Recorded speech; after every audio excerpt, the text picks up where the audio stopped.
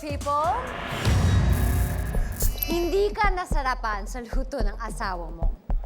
Ano ang sagot na dapat mong sabihin kapag tinanong ka niyang nasarapan ka ba? A. Pwede na. B. Oo naman, love. C. Parang may kulang. Parang agree nga sa'yo dito si Joy. Sabing away daw yan. Away yan. Nagpakahirap ako. Tapos sasabihin mo, may kulang. Kaya alam mo, hindi mo pa ako tatanong, di ba? Sasagutin ko na. Sagutin Dapat mo ang na. sagot nyo dito, pwede na. Pwede nang iluwa.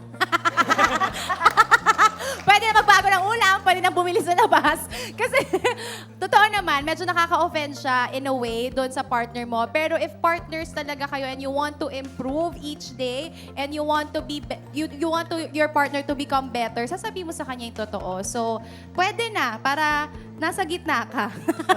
Safe pa rin. Hindi masyado masarap pero kakainin pa rin. Para yung away, sakto lang din. Oo, sakto lang. Hindi sakto masyadong away masakit. lang. Tingnan natin kung agree sa'yo ang people. People, ano bang tamang sagot sa nasarapan ka ba? Madam, nasarapan ka ba? Ay, hindi. Ay, hindi.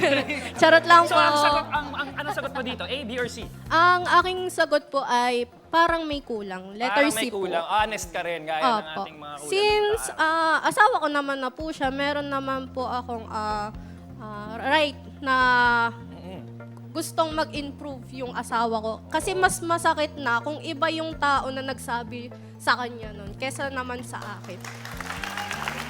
Thank you so much. Thank you po.